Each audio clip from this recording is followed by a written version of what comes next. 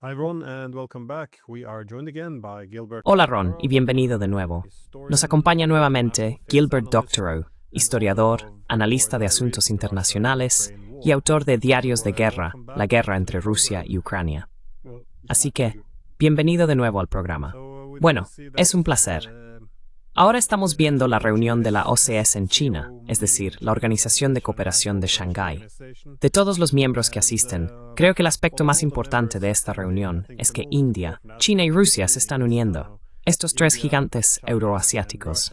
Coming together, these three Eurasian giants. And indeed, we have now all these pictures and videos of Modi. De hecho, ahora tenemos todas estas fotos y videos de Modi, Xi y Putin mostrándose extremadamente amistosos. Sé que la imagen no lo es todo, pero Modi, por supuesto, viaja a China por primera vez en 7 años. Y tenemos imágenes de Modi abrazando a Putin, asegurándose mutuamente que esta es una asociación duradera entre la India y Rusia. No van a dar marcha atrás. Si hay algo infrautilizado, tienen que desarrollarlo aún más. También vemos a Modi dándole la mano a Xi después de todas las tensiones de los últimos años, ambos pidiendo mejorar las relaciones entre China e India, ya que estos dos gigantes euroasiáticos reconocen que quizás deberían resolver su relación. Ahora bien, esto, para mí, parece muy histórico. Me preguntaba, ¿qué opinas de esta gran reunión? What do you make of this huge meeting? The meeting was historic. I agree completely. La reunión fue histórica. Estoy completamente de acuerdo. Y creo que quizás algunos observadores en la India, y no solo en Occidente, están pasando por alto ese punto. He estado bajo asedio. De hecho, probablemente habrás oído la grabación de esta llamada telefónica que estaba entrando, porque he recibido múltiples llamadas telefónicas desde las 6 de la mañana de hoy de diferentes cadenas indias, y he participado en sus programas. Una cosa es hablar, otra cosa es escuchar. Y yo estaba escuchando lo que decían, porque no se trataba solo de entrevistas individuales, sino de debates en panel con varios indios prominentes del país y del extranjero, así como expertos occidentales invitados a intervenir.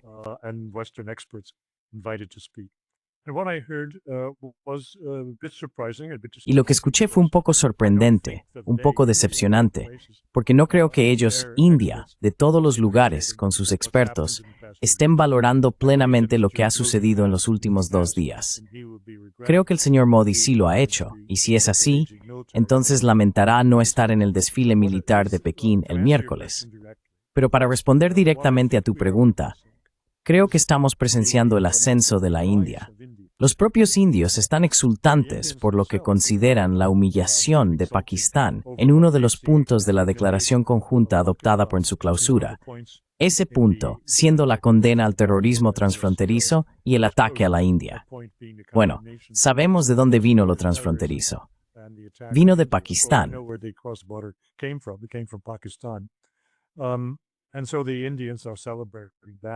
Y así, los indios están celebrando eso. ¿Te imaginas? La OCS acaba de poner a Pakistán en su sitio. Eso es una exageración. Recordemos que Pakistán es un protegido de China, y este tirón de orejas a Pakistán no podría haber ocurrido sin la aprobación de Xi. Además, la situación en general es mucho más complicada de lo que nos quieren hacer creer algunos periodistas indios. Al fin y al cabo, Pakistán es un estrecho aliado de Irán, y es un país de tránsito importante para el corredor norte-sur, que India desea mucho porque le daría acceso a toda Asia Central, lo cual, en las condiciones actuales, donde todos buscan nuevos mercados, es aún más importante para el futuro económico de la India.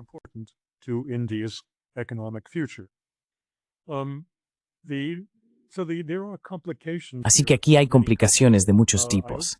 Espero que podamos abordar algunas de ellas porque sorprendentemente no se han sacado a la luz. Y una de ellas, que acabo de mencionar para iniciar nuestro debate, es la presencia del primer ministro de, madre mía, ahora hablo de Pashinyan, de Armenia. Y aquí hay una cálida conversación, cara a cara, no prevista en el programa, con Vladimir Putin, que fue destacada en el resumen semanal de noticias de ayer presentado por el señor Kisilov. Espero que lleguemos a eso, porque muestra cómo todos estos países que son miembros, observadores o invitados de la OCS tienen intereses que están entrelazados, y algunos de ellos son conflictivos. and some of them are conflicting. When you have 25, 26 countries, it's not surprising that there are Cuando also tienes conflicting 25 o 26 países, no es sorprendente que también haya intereses en conflicto.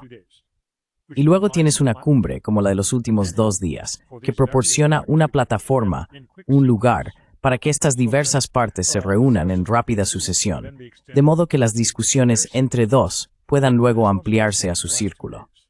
Y eso es lo que ha ocurrido en los últimos 2 días. Creo, por ejemplo, que Armenia fue involucrada en esto, probablemente por los indios o por Xi. Como sabrás, el señor Macron, Francia, ha hecho todo lo posible por arruinar las relaciones entre Rusia y Armenia. Y lo que viste y lo que se mostró ayer en la televisión rusa fue a los dos, Putin y Pashinyan, sentados uno al lado del otro. Putin and Pashinyan sitting next to one another, and Pashinyan said, "Oh yes, Vladimir Vladimirovich." Y Pashinyan dijo, oh sí, Vladimir Vladimirovich, eres mi buen amigo. Y bueno, esto por supuesto fue recibido con entusiasmo por los comentaristas de noticias rusos. Pero hay estos pequeños detalles, y te muestran parte de lo que es visible. Te indican que está ocurriendo mucho que es invisible. Pero volviendo a la cuestión de la India y lo que representa la OCS, porque hay mucha confusión entre el público en general, ¿en qué se diferencia esto de los BRICS? Bueno, los BRICS son una organización global y entre sus miembros fundadores clave están países como Brasil o Sudáfrica, que no están especialmente interesados en cuestiones que mueven a Rusia y China, por ejemplo.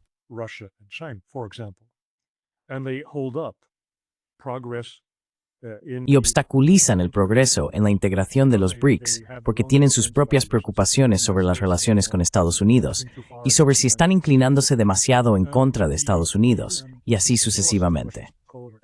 La SHOS, como la llaman los rusos, o la OCS, fue fundada hace unos 30 años y tenía como objetivo, como misión, aportar seguridad a esa región de Asia Oriental. Fue fundada principalmente por Rusia y China, en primer lugar, para moderar su competencia por los países de Asia Central, y también para que ambos coordinaran acciones para mantener a Estados Unidos y a otros intrusos fuera de la región. Oficialmente, su tarea era combatir el terrorismo y el narcotráfico.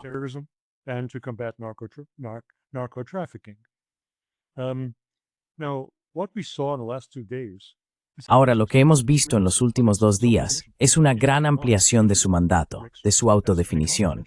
Está adoptando características de los BRICS, es decir, una dimensión económica. El señor Xi presentó los planes, o los planes anunciados, para crear un banco de la OCS, un banco de desarrollo. Esto es notable. Vemos, oh Dios mío, los amigos han vuelto. Vemos el intento de integrar esta vasta región, financiera y económicamente, recordando que su contribución global al PIB es de 24 billones de dólares. Ahora bien, esto no elimina la importancia de Estados Unidos como influyente global en el comercio, pero es muy significativo. La concentración está en Eurasia.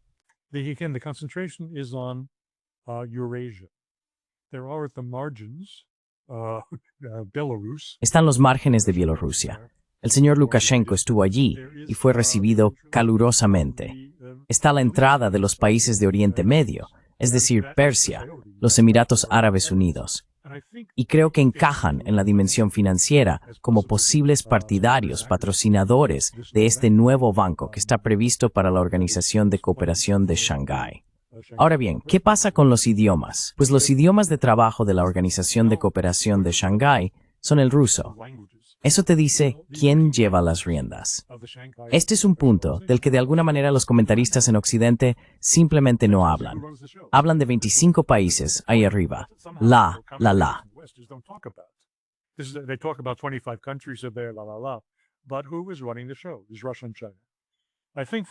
Pero ¿quién lleva las riendas? Son Rusia y China.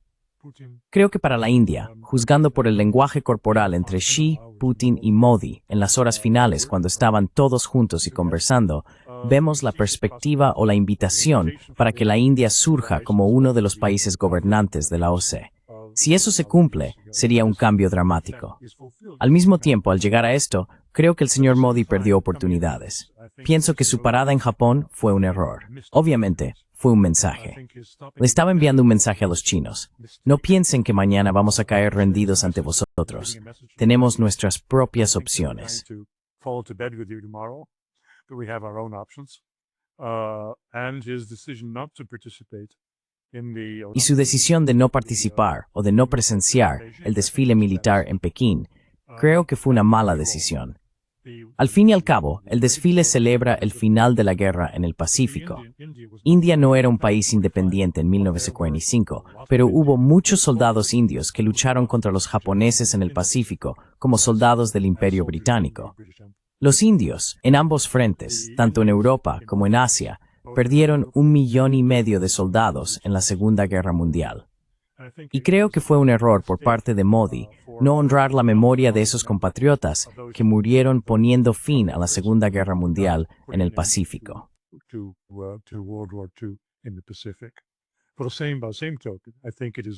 Pero por la misma razón, creo que es muy triste que Donald Trump no vaya a estar allí, porque por supuesto, los estadounidenses también tuvieron un papel decisivo en la liberación de isla tras isla de territorio ocupado por los japoneses, y él no va a estar presente. Estados Unidos no estará representado al nivel adecuado en este evento histórico. Los chinos, ya que casi nadie lo menciona, tienen muy pocos desfiles militares. No son como los rusos, que los celebran cada año, y esto es algo importante. Así que Modi no esté, que Trump no esté, me parece un gran error.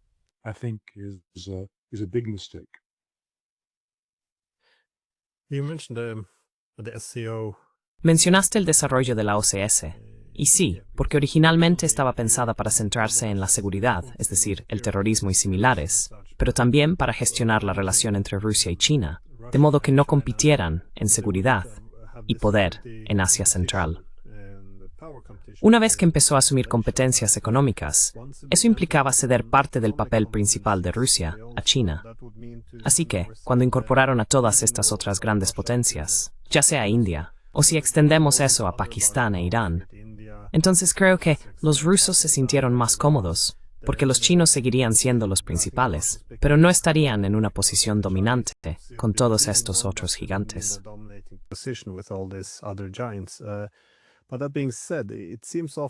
Dicho esto, a menudo me parece que cuando leo comentarios occidentales sobre la OCS, se centran en, bueno, mirad todos estos intereses en competencia que tienen. No están alineados. Pero de nuevo, esta es una forma muy diferente de organizar la seguridad. No es el sistema de alianzas en el que un grupo de países trabaja conjuntamente para protegerse de un miembro externo al bloque. En cambio, se trata de un acuerdo de seguridad en el que se busca la seguridad junto a otros miembros del grupo. Es decir, China, India, Pakistán. Existen tensiones entre estos países. Pero la clave es que si logran resolver sus diferencias políticas, pueden obtener beneficios económicos mutuos.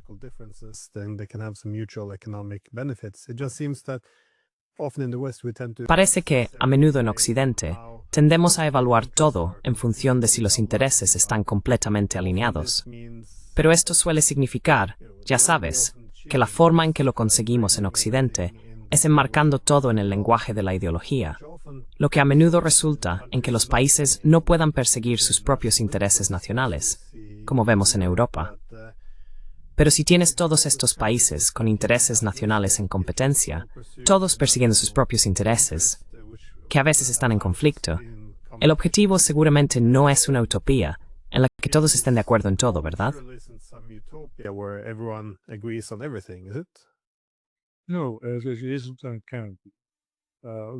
No, no lo es. Estos países tienen intereses diversos, y algunos de ellos, por supuesto, entienden esto como soberanía, y no están dispuestos a ceder en ello, como ha demostrado la India al negarse a seguir el dictado de Donald Trump respecto a su comercio de petróleo ruso. Este tema ha sido muy debatido entre los comentaristas de cadenas indias como NewsX y NewsX World. Son dos empresas diferentes. Además de CNN 18, hablan de lo que ha hecho Trump solo en términos de lo que es obvio y evidente, que están siendo tratados de manera discriminatoria, que China compra más petróleo que la India y no está siendo sancionada, que esto es un doble rasero y así sucesivamente. That this is double standards and so. They are not looking at No están prestando atención a lo que se mencionaba en el último párrafo del análisis del Financial Times sobre el impacto de los aranceles en las relaciones entre Estados Unidos e India hace un par de días. Hablaban del impacto en la economía india. De hecho, el impacto recae sobre los productos manufacturados, concretamente los textiles. Y los textiles de exportación, en su mayoría hacia Estados Unidos, representan el 2% de la mano de obra india, según tengo entendido. No es una cifra muy alta, pero teniendo en cuenta el tamaño de la India, aún así hay que mencionarlo. Ahora bien, esto resulta bastante desconcertante. Lo lamento, pero pueden ver la insistencia de los medios indios. Y ahora estoy perdiendo el hilo de lo que decía. Así que volvamos a su pregunta, si le parece.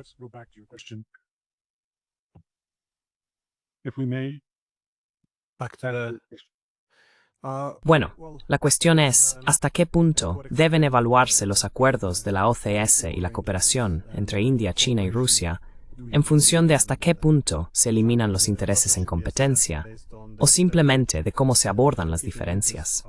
Porque tiene un sistema muy diferente a esta suposición que tenemos en Occidente de que todo debe encajar en un sistema de alianzas. Pero como sabemos por los realistas políticos, las alianzas permanentes en tiempos de paz no siempre resultan muy atractivas, porque atan a los países y les impiden perseguir sus propios intereses nacionales. John Hears incluso escribió en 1950 que estos sistemas de alianzas en tiempos de paz, eliminan el derecho a hacer la guerra y lo sustituyen por la responsabilidad de hacer la guerra.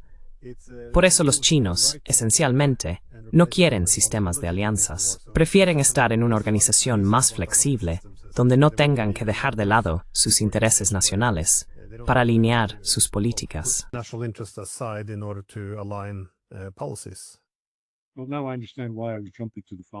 Bueno, ahora entiendo por qué pasé al siguiente tema sobre la postura del señor Trump al respecto. Y esto fue algo que expresé ante varios de estos presentadores, para su enorme sorpresa. Espero que les dé motivos para reflexionar. Todos se centraban en el aspecto superficial de lo que ha hecho Trump. Igual que el Financial Times en su artículo sobre las relaciones con la India, ahora dice, centrándose en el aspecto económico de los aranceles, en lo que esto significa para su comercio. Al fin y al cabo, solo afecta a los productos manufacturados, especialmente los textiles. No afecta al comercio muy grande e importante de $80,000 millones en TI, donde la India es un proveedor principal de programación e inteligencia empresarial para las corporaciones estadounidenses, ni a la industria farmacéutica.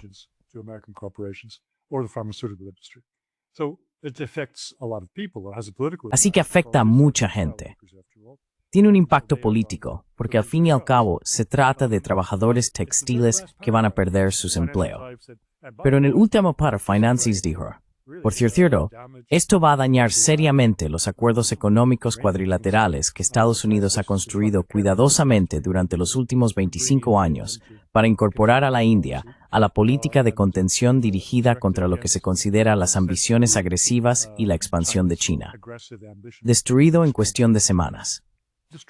Y mi punto es que esto no fue una consecuencia accidental.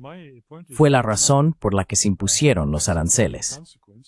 Porque los aranceles son ilógicos, todo el mundo lo sabe, y son discriminatorios. ¿Y por qué se está castigando a la India y no a China?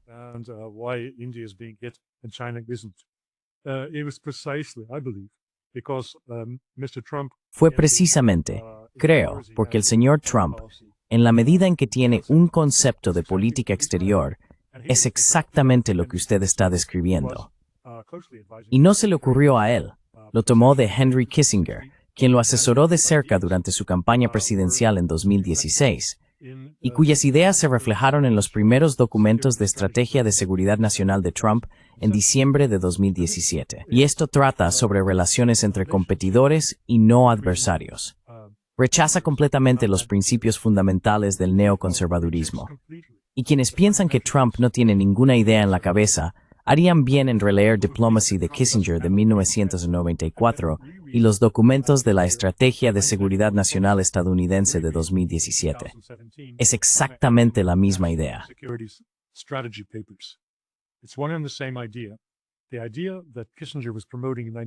La idea que Kissinger promovía en 1994 y de la que tuvo que alejarse cuando escribió World Order en 2014 era la de un mundo de naturaleza anterior a la Primera Guerra Mundial, con varias grandes potencias que eran competidoras pero sin bloques. Bueno, yo diría que eso es ir demasiado atrás, demasiado pronto, porque ya en la década de 1890 existían bloques, por supuesto. Pero antes de eso, y ciertamente retrocediendo al periodo que más le gustaba a Kissinger, 1815, el concierto de potencias, las nociones de equilibrio de poder que predominaron al menos hasta 1870. Esa es la visión que tenía Kissinger en 1994, cuando personas como él trazaban hojas de ruta para el periodo posterior a la Guerra Fría. Y esa era su visión. Y creo que es una visión que transmitió a Donald Trump, quien hizo todo lo posible, por romper los bloques.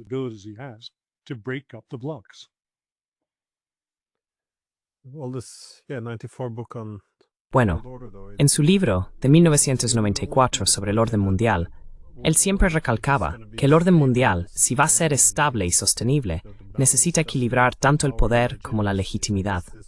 Y supongo que este siempre fue el problema de la unipolaridad. No es duradera en términos de la distribución del poder, y no va a tener la legitimidad de un solo centro. Además, para lograr esto, él reconocía que es necesario equilibrar lo que los chinos llaman diversidad civilizacional, con el acuerdo sobre algunos principios clave. Pero ya sabes, de alguna manera siempre seremos diferentes. Esa es la idea nacionalista. Y luego hay algunos principios que necesitamos tener en común.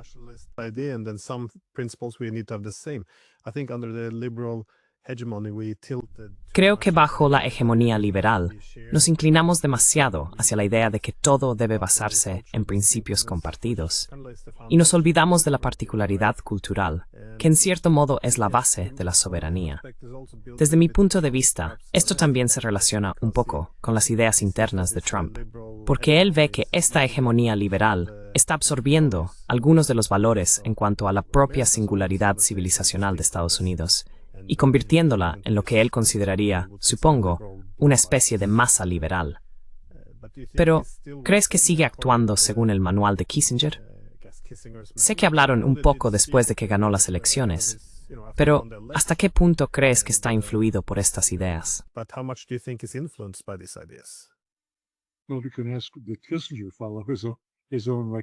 Bueno, no podemos pedir que Kissinger siga sus propias recomendaciones de 1994. Por supuesto que no. Hay un gran cambio en Kissinger entre lo que escribió en Diplomacy y lo que escribió en World Order. Y eso fue porque los neoconservadores le criticaron duramente por su visión de 1994, considerándolo un realista implacable que descartaba los valores. Y por supuesto, los estadounidenses otorgan mucha importancia a los valores para orientar la política exterior. Así que, al final, en 2014, después de decir que la política exterior debía basarse en los intereses, les lanzó un ramo de flores a sus oponentes y dijo, sí, y por supuesto también debería haber valores democráticos que unan a algunas partes de la comunidad mundial. Pero eso no es una gran concesión si se considera su trabajo de tesis sobre 1815.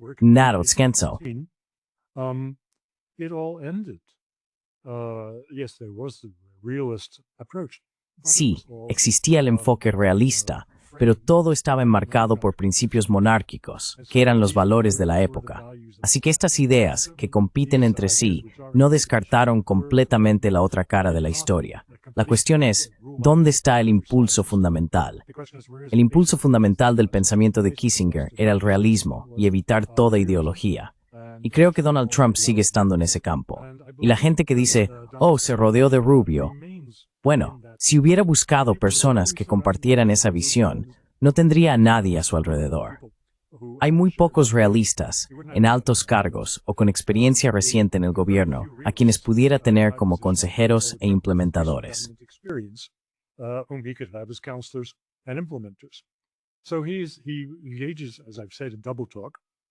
Así que, como he dicho, recurre a la ambigüedad, y lo hace dentro de los límites en los que puede operar una persona cuando está en una posición de poder rodeada de muchas otras fuerzas. Al fin y al cabo, existen limitaciones al poder del presidente, por mucho que The New York Times quiera decir que lo está sobrepasando todo. Y él persigue la destrucción de bloques. Es difícil deshacerse de la OTAN, realmente deshacerse de ella, porque necesita el respaldo de 2/3 del Senado, que no está disponible. El acuerdo cuadrilateral nunca recibió ese tipo de formalización, de modo que no pueda deshacerse. Él lo está deshaciendo. Así que creo firmemente que Trump tiene una o dos ideas en la cabeza. Firmly believe that Trump has an idea or two in his head, and I believe that the ideas that he holds closest Y creo que las ideas que él guarda más cerca de su corazón, porque sí tiene corazón, provienen de Kissinger. Recuerda que Kissinger estaba muy complacido de tener la atención de Donald Trump, porque por primera vez en 30 años, Obama no le permitió entrar en el despacho oval, ya que simplemente despreciaba a Kissinger y no quería escuchar sus consejos. En cambio, Trump estaba encantado de recibir sus consejos. Por supuesto, el papel de Kissinger duró casi un año. No diría que fue mucho tiempo. Es comprensible. Había muchos otros competidores por la atención de Donald Trump, pero no creo que haya olvidado esas lecciones de Kissinger. Creo que está intentando aplicarlas dentro de sus posibilidades. I believe that he's trying to implement them within his powers. But on the topic of Kissinger, though, one of the great achievements. Pero sobre el tema de Kissinger, uno de los grandes logros en la geopolítica fue en los años 70, separar a los soviéticos de los chinos. La idea general de Mackinder de que no se debe permitir que dos gigantes euroasiáticos se acerquen demasiado. Lo mismo se aplica a Alemania y Rusia. Pero la crítica clave a Trump siempre fue, al igual que a Biden, que la hostilidad hacia Rusia significaba que los rusos eran empujados a los brazos de los chinos.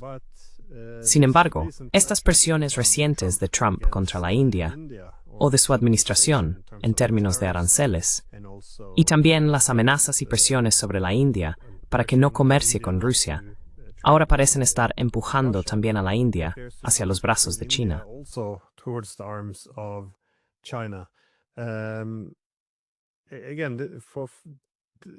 De nuevo, acepto la premisa. Esta idea de que Trump es muy hostil hacia todos estos sistemas de alianzas, como una forma de atar a Estados Unidos e impedir las reformas que necesita. Sin embargo, desde cualquier punto de vista, esto parece haber sido un error colosal, porque Estados Unidos necesita a la India si quiere mantener cierto equilibrio frente a China o simplemente mantener buenas relaciones en Oriente. Sin embargo, esto parece un desastre, ¿no es así? This just seems like a disaster, though, isn't it? I think it's a temporary situation. I think Creo que es una situación temporal. Creo que esto fue un golpe destinado a poner fin a la implicación de la India en la política de contención contra China y a la formación de un nuevo bloque militar en Asia. La situación entre Rusia y China y la de India y China no son comparables. India y China no tienen los intereses económicos comunes que sí tienen Rusia y China. Como dicen abiertamente los indios, ¿qué tenemos nosotros para venderles a los chinos? Nada. Todo lo que podemos hacer es comprarles a los chinos. Así que no es una perspectiva comparable con la situación rusa. Esto se mencionó ayer en la televisión estatal rusa, mientras discutían estas diversas relaciones. Rusia es probablemente el único país importante que tiene un superávit y no un déficit en sus relaciones comerciales con China. Y no se trata solo de que suministren hidrocarburos, sino que más recientemente también muchos productos agrícolas.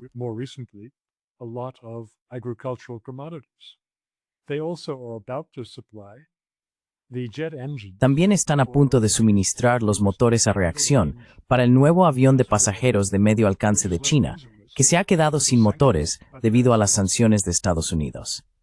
Sí, como dije ayer, se pueden contar con una mano los productores mundiales de motores a reacción avanzados para aviones de pasajeros, y Rusia es uno de ellos. Y esto se está ultimando ahora. Así que los rusos no solo venden materias primas, también venden algunos productos de alta tecnología y algunos productos farmacéuticos. Los productos farmacéuticos rusos están entrando ahora en el mercado chino. Nada parecido a esto, nada de esta magnitud, puede preverse para la India en relación con China. Lo que se vislumbra no es una amistad o asociación plena e ilimitada, sino el fin de la enemistad, MENFOR, el fin de estos enfrentamientos fronterizos y la cooperación en el desarrollo común de intereses económicos y de seguridad en Eurasia. Economic and security interests in Eurasia. Well, that in itself seems quite important, though, because whenever Bueno, eso en sí mismo parece bastante importante, porque siempre que tienes dos grandes potencias, por supuesto, si decides incluir a la India en esa categoría, o al menos como una potencia emergente, una vez que existen tensiones entre ellas, estas tensiones o conflictos pueden ser explotados por actores externos que buscan obtener concesiones de una o, ya sabes, equilibrar o contener a las otras partes. Pero supongo que sí. Una última pregunta volviendo al principio. ¿Hasta qué punto crees que esto es, si no un cambio en el orden mundial, un desarrollo o un alejamiento del sistema unipolar? ¿Qué importancia deberíamos darle a la dirección que estamos tomando ahora? should we interpret the direction we're going now? Because I see the lack of trade compatibility between Porque veo la falta de compatibilidad comercial entre India y China. No espero que surjan sistemas de alianzas de esto. Pero la capacidad de gestionar los conflictos políticos en competencia es bastante significativa para organizar una arquitectura económica internacional alternativa, dado que hay menos confianza en la capacidad de Estados Unidos para desempeñar este papel. Incluso Estados Unidos ahora parece reconocer que el dólar no puede ser la única moneda de reserva. Seguramente seguirá teniendo un papel muy destacado, pero deben surgir alternativas que reflejen realmente la distribución del poder tal como es.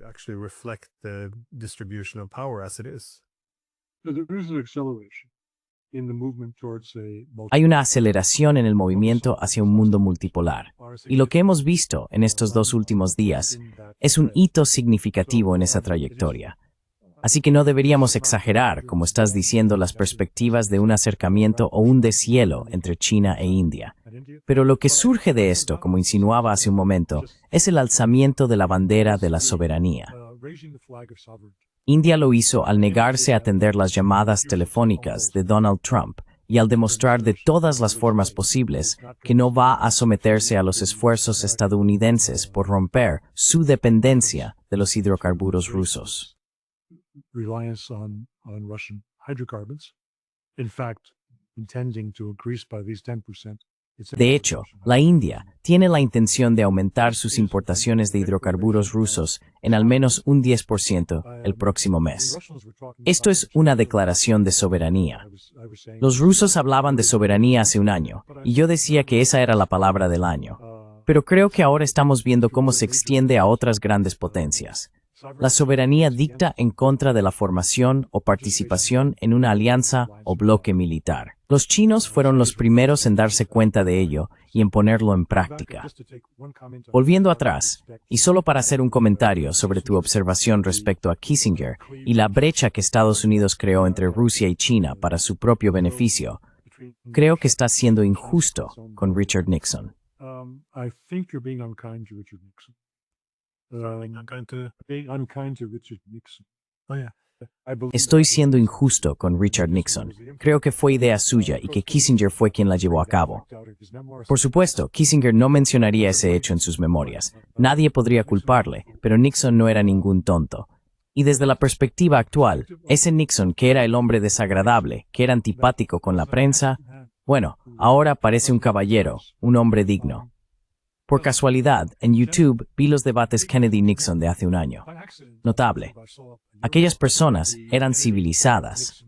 Desde entonces hemos ido descendiendo desde la civilización. Así que Nixon se ve mucho mejor bajo esa óptica, y fue lo bastante inteligente como para ver esa oportunidad y contar con un excelente ejecutor en la persona de Henry Kissinger.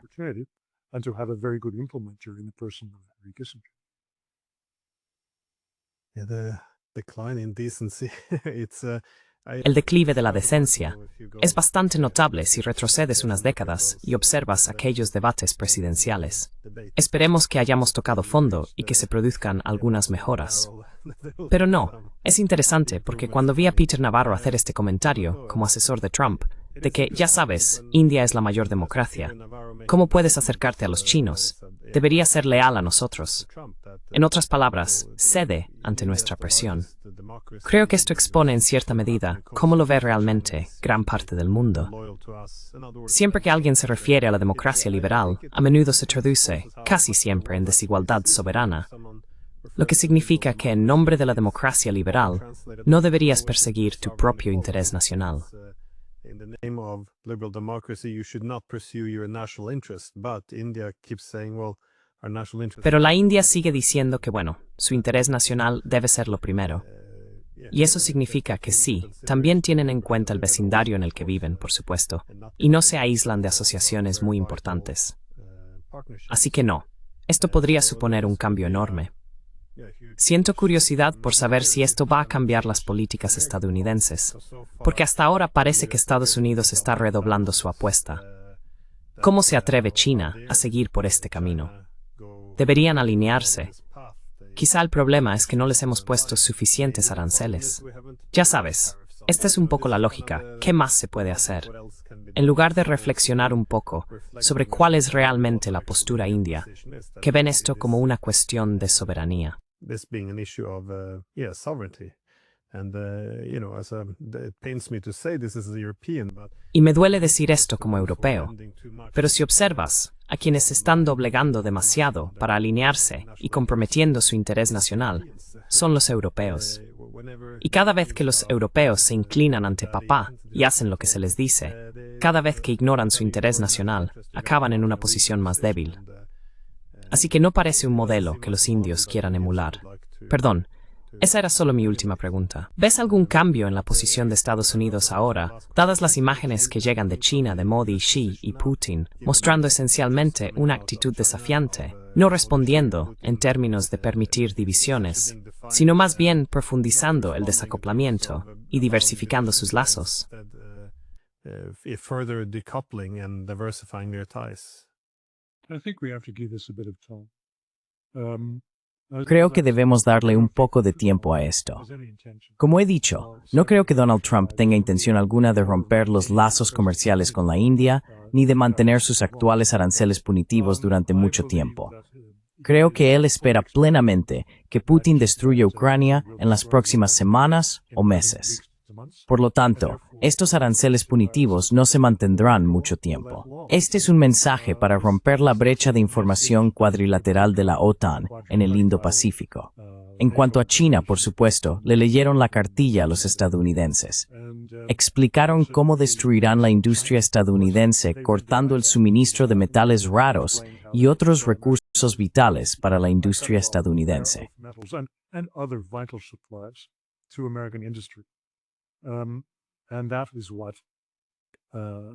Y eso fue lo que provocó la retirada de la imposición de aranceles punitivos a China y el retraso en su aplicación, y está avanzando con cierta incertidumbre sobre cuándo se impondrán. Así que demos un poco de tiempo a esto. Miremos más allá de 2 o 3 semanas. Creo que las relaciones se recuperarán. Los indios están muy interesados en mantener relaciones con Estados Unidos porque, como acabamos de decir, China no es un sustituto para el mercado estadounidense y no hay ningún sustituto para la India, ni siquiera a medio plazo para el mercado estadounidense. Así que, por supuesto, encontrarán una forma de llegar a un acuerdo. Pero eso será después de que los estadounidenses abandonen su actitud beligerante respecto a con quién comercia la India. India trades with. And I think that's the main point, that the Indians don't want to. Y creo que ese es el punto principal. Los indios no quieren unirse a un bloque oriental contra Estados Unidos. Literalmente, solo quieren ser no alineados y diversificar su comercio. Por eso creo que si Estados Unidos diera marcha atrás y no le dijera a la India lo que debe hacer, el mayor interés de la India también sería comerciar y tener relaciones estrechas con Estados Unidos. De hecho, pondría a Rusia en la misma categoría. Siempre han visto esto como un equilibrio de dependencia. Es decir, sí, China puede ser la más importante, pero hay que equilibrar y diversificar.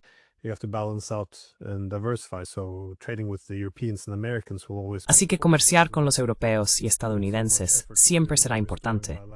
Por eso creo que están poniendo tanto esfuerzo en restablecer los lazos bilaterales con Estados Unidos. Simplemente no van a dejarse atraer por un bloque antichino. Y creo que ese sueño también debe abandonarse con los indios. Pero sí, muchas gracias. Son tiempos fascinantes. Y de hecho, el debilitamiento, si no el sabotaje, de estos sistemas de alianzas en su conjunto es bastante revolucionario en términos de cambiar el sistema internacional. Así que de nuevo, gracias. Thanks again. Yeah, Un placer.